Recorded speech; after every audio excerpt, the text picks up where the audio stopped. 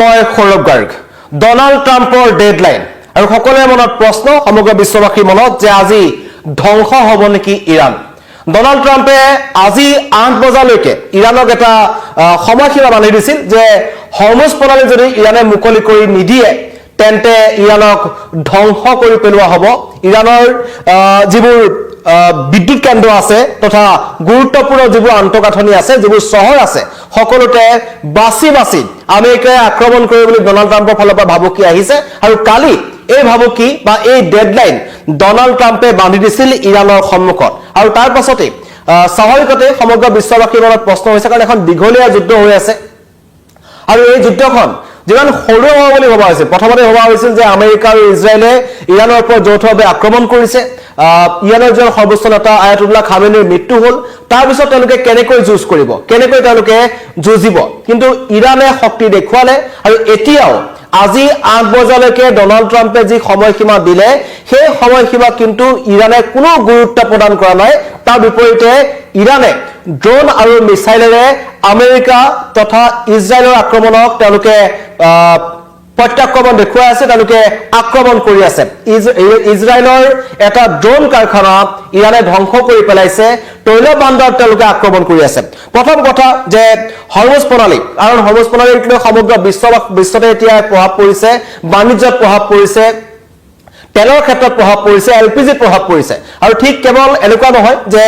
Israel আৰু আমেৰিকাৰ প্ৰভাৱ পৰিছে ভাৰত তথা সমগ্ৰ বিশ্বৰ যিবোৰ দেশ আছে কাৰণ 25% যি বাণিজ্য তেল অহা যোৱা কৰে হৰমুজ প্ৰণালীৰ মাজেৰে কৰে বা বিভিন্ন ধৰণৰ এলপিজি হওক বা অন্য ধৰণৰ খাদ্য সামগ্ৰী হওক সেইবোৰ হৰমুজ প্ৰণালীৰ মাজেৰে আহে আৰু সেই হৰমুজ প্ৰণালীটো ইৰাণে বন্ধ কৰি ৰাখিছে তাৰ মাজতো ভাৰতৰ লগত ইৰাণৰ যি কথা বতৰা চলিছে তাৰ মাজত দুই এখনকে জাহাজ ভাৰতলৈ আহি আছে কিন্তু অতি পৰিতাপৰ কথা যে এতিয়াও প্ৰায় 16 পৰা 18খন জাহাজ হৰমুজ প্ৰণালীত আবদ্ধ হৈ আছে ভাৰতীয় জাহাজ আৰু তেনে পৰিপ্ৰেক্ষিতত এই যুঁজখন সোনকালে শেষ হ'ব লাগে বা সমগ্ৰ বিশ্ববাসীয়ে কৈ আছে যে যদি সোনকালে শেষ নহয় তেন্তে কিন্তু এটোৱে অৰ্থনৈতিক এটা সমস্যাৰ সৃষ্টি হ'ব সমগ্ৰ বিশ্ববাসী অৰ্থনৈতিক সমস্যাত সোমাই পৰিব কিন্তু আজি নিশা 8 বজালৈকে ডনাল্ড ট্ৰাম্পে যি সময়সীমা দিছিল তাৰ পাছত ইৰাণৰ ফালৰ পৰা যি প্ৰত্যুত্তৰ আহিল সেইটোৱে কিন্তু আমেৰিকাক অস্বস্তিত পেলাইছে কাৰণ তেওঁলোকে বাৰম্বাৰ ইৰাণক উৰুৱাই দিম ইৰাণক শেষ কৰি দিম এনেকুৱা ধৰণৰ ভাবুকি প্ৰদান কৰি আহিছে আৰু তাৰ মাজতে তেওঁলোকে কৈছিল যে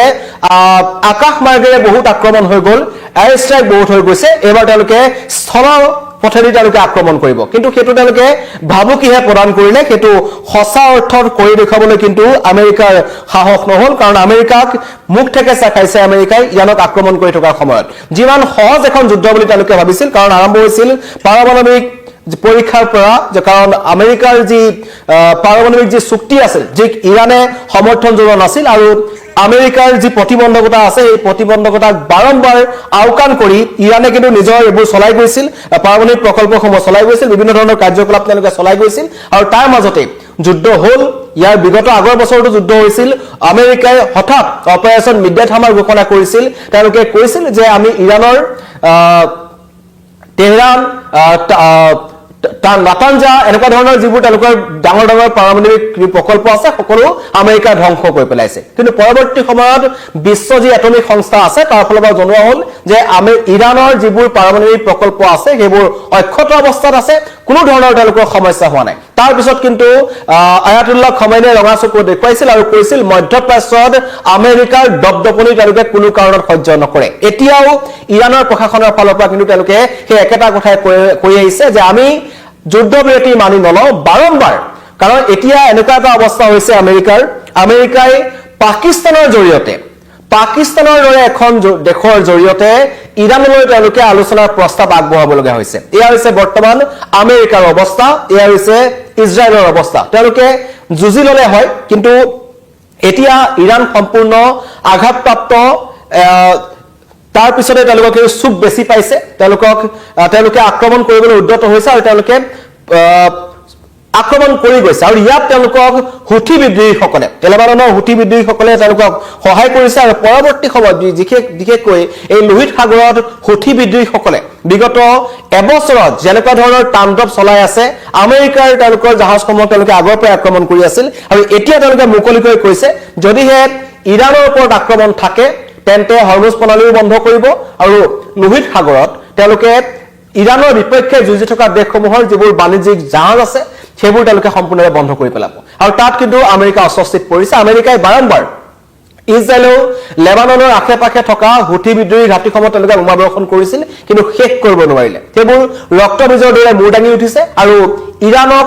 অধিক শক্তিশালী কৰিছে আৰু ইয়াত কৰবাত নহয় কৰবাত ইৰাণক চীন আৰু ৰাছিয়াৰ ফালৰ পৰা তেওঁলোকে সমৰ্থন পাই আছিল কিন্তু তাৰ মাজতেই আমেৰিকাৰ আক্ৰমণত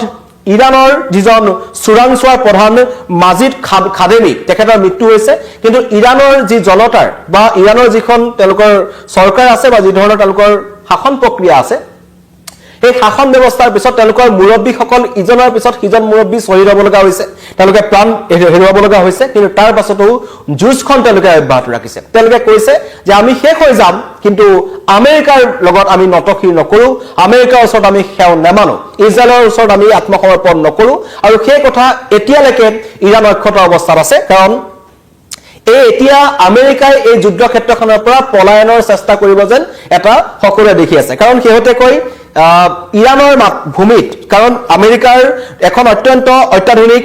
F-15E যিখনক লৈ আমেৰিকাই যথেষ্ট গৌৰৱ কৰে আমেৰিকাৰ বায়ু সেনা বাহিনীয়ে যথেষ্ট গৌৰৱ কৰে F-15E যিখনক আকাশ মাৰ্গতেই ইৰাণৰ ধ্বংস কৰি পেলাইছিল আৰু দুজন পাইলট আহি ইৰাণৰ ভূমিত পৰিছিল আৰু নাটকীয়ভাৱে একেবাৰে চিনেমাৰ কায়দাৰে আমেৰিকাই কৈছিল যে আমি ইৰাণৰ মাটিৰ পৰা তেওঁলোকক উদ্ধাৰ কৰি আমেৰিকালৈ লৈ গৈছে আৰু তাৰ পাছতেই কিন্তু তেওঁলোকে ক'লে যে হেয়া যান্ত্ৰিক বিজুতিৰ কাৰণেহে বিমানখন দুৰ্ঘটনাগ্ৰস্ত হৈছে হেতু ইৰাণে ধ্বংস কৰা নাই প্ৰথম অৱস্থাত ডনাল্ড ট্ৰাম্পে স্বীকাৰ কৰিছিল হেতু পৰৱৰ্তী সময়ত ওলোটা খৰমাৰি তেওঁ ক'লে যে যান্ত্ৰিক বিজুতিৰ কাৰণে পৰিছে কিন্তু তাৰ পাছতেই ইৰাণে দেখুৱাই দিছিল যে মাৰ্কিন সেনাৰ ব্যৰ্থতা তেওঁলোকে যুঁজ কৰিছে মাৰ্কিন সেনা কৰবাত নহয় কৰবাত ভাগি পৰিছে এই কথা তেওঁলোকে কৈছিল আৰু তাৰ পাছতেই এই যে ইৰাণ আমেৰিকাৰ দুজন পাইলটক তেওঁলোকে লৈ গ'ল তাৰ পাছত এনেকুৱা এটা দেখিবলৈ পোৱা গৈছে যে যুদ্ধ ক্ষেত্ৰৰ পৰা পলায়নৰ চেষ্টা কৰিছে পলায়নৰ মনোভাৱ কৰিছে 48 দিনৰ যুদ্ধবিৰতিৰ তেওঁলোকে প্ৰস্তাৱ বাৰম্বাৰ ইৰাণলৈ তেওঁলোকে প্ৰেৰণ কৰিছে কিন্তু আৰম্ভণি কৰিছিল যুদ্ধখন ইজৰাইল আৰু আমেৰিকাই কিন্তু এতিয়া মধ্যস্থতাকাৰী ৰূপত তেওঁলোকে পাকিস্তানৰ নিচিনা দেশকো তেওঁলোকে পঠাব লগা হৈছে কাৰণ তেওঁলোক অসুবিধাত পৰিছে আৰু কৰবাত নহয় কৰবাত সমগ্ৰ বিশ্বৰ কাৰণ আমেৰিকাৰ ভিতৰতে ডনাল্ড ট্ৰাম্পৰ বিৰুদ্ধে বিক্ষোভ হৈছে তেওঁলোকে কৈছে যে বিশ্ব বাণিজ্যত এটা প্ৰভাৱ পৰিছে কি কাৰণত মধ্যপ্ৰাচ্যত এখন যুদ্ধ লাগিবলগীয়া যুদ্ধ নহয় আমেৰিকাই মধ্যপ্ৰাচ্যত নিজৰ প্ৰভাৱ বিস্তাৰ কৰিবৰ কাৰণে তেওঁলোকে বাৰম্বাৰ মধ্যপ্ৰাচ্যৰ দেশসমূহক আক্ৰমণ কৰি আহিছিল আৰু আমেৰিকাৰ একেবাৰে হাতৰ পুতলা নিচিনাকৈ থকা ইজৰাইল যি ইয়াৰ আগতো ইৰাণৰ ওপৰত তেওঁলোকে আক্ৰমণ কৰিছিল আৰু সেই দেশখনৰ লগ লাগি তেওঁলোকে ভাবিছিল ইৰাণক শেষ কৰিব কিন্তু ইৰাণ শেষ হোৱা নাই স্থল অভিযানৰ ভাবুকি দি এতিয়া পিছ হুৰুকি আহিব লগা হৈছে আৰু আজি 8টা বজাত তেওঁলোকে ডেডলাইন দিছে সন্ধিয়া 8টা বজালৈকে যদি হৰমুজ প্ৰণালী ইৰাণে মুকলি কৰি নিদিয়ে তেন্তে কিন্তু ভয়ংকৰ আক্ৰমণ হ'ব আৰু কৈছে যে তাপবিদ্যুৎ প্ৰকল্প বিদ্যুৎ কেন্দ্ৰসমূহ পাৰমাণৱিক যিবোৰ প্ৰকল্প আছে গুৰুত্বপূৰ্ণ আন্তঃগাঁথনি যিসমূহ আছে এফালৰ পৰা ইৰাণক ধ্বংস কৰি পেলাব কাৰণ ইৰাণৰ এই যুদ্ধখনত ইজৰাইল আৰু ইৰাণৰ যিখন বা আমেৰিকাৰ যি তিনিখন দেশৰ মাজত যুদ্ধ হৈ আছে আমেৰিকা আৰু ইজৰাইলে যৌথভাৱে ইৰাণৰ ওপৰত আক্ৰমণ কৰি আছে এই আক্ৰমণত এতিয়ালৈকে চৰকাৰী তথ্য মতে 3000 লোকৰ মৃত্যু হৈছে ইৰাণত য'ত শিশুসকলো আছে আৰু তাত তেতিয়াও কিন্তু ইমানৰ পাছতো কিন্তু এতিয়া ইৰাণে পিছ হুৰুকি দিয়া নাই তেওঁলোকে কৈছে যে ইৰাণৰ ওপৰত হোৱা আক্ৰমণৰ তেওঁলোকে প্ৰত্যুত্তৰ ল'ব লাগিলে ডেডলাইন যিমানেই নিদিয়ক কিয় কোনো ধৰণৰ গুৰুত্ব প্ৰদান কৰা নাই আৰু তাৰ মাজতেই ৰাছিয়া আৰু চীনৰ পৰা লগতে লেবাননৰ বিদ্ৰোহী সংগঠন হুথি যি লোহিত সাগৰত এটা কাষৰ সৃষ্টি কৰি আহিছে সেইবোৰৰ পৰা কিন্তু লাহে লাহে ইৰাণে সমৰ্থন পাবলৈ ধৰিছে যাৰ পৰিপ্ৰেক্ষিতত আমেৰিকাৰ এতিয়া মূৰৰ কামৰণি হৈছে আৰু এতিয়ালৈকে যদি ক'বলৈ যাম যে ইজৰাইলৰ কেইবাটাও তেল ভাণ্ডাৰ ইৰাণে ধ্বংস কৰি পেলাইছে ইৰাণে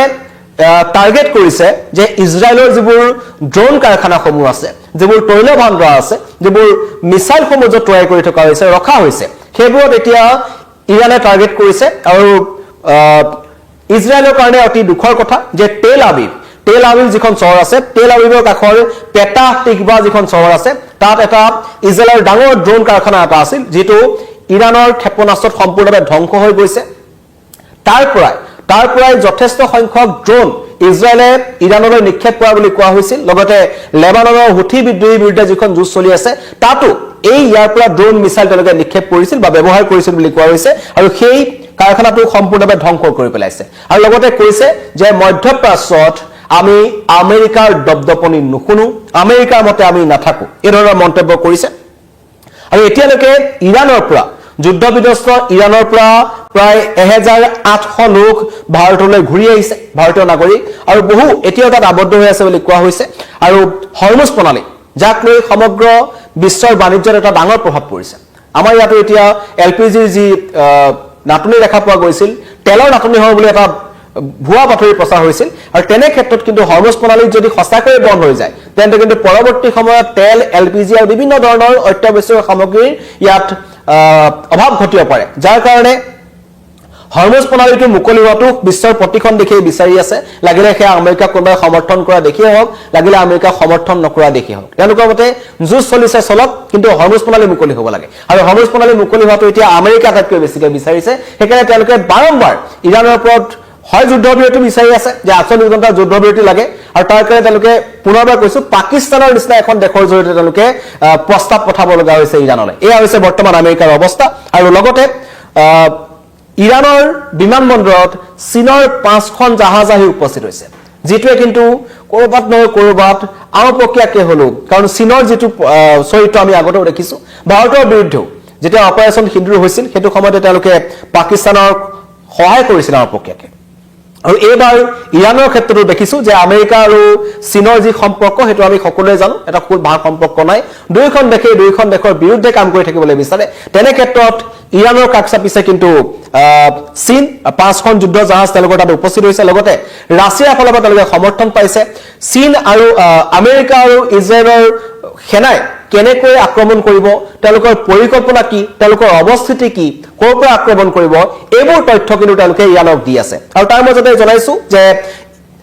ডোনাল্ড ট্ৰাম্পৰ ডেডলাইন আৰু আজি ধ্বংস হ'ব ইৰান কোৱা হৈছে কিন্তু ইৰানে এই ডেডলাইনলৈ তিলমানো গুৰুত্ব প্ৰদান কৰা নাই তাৰ বিপৰীতে তেওঁলোকে আক্ৰমণ চলাই আছে ধ্বংস কৰিছে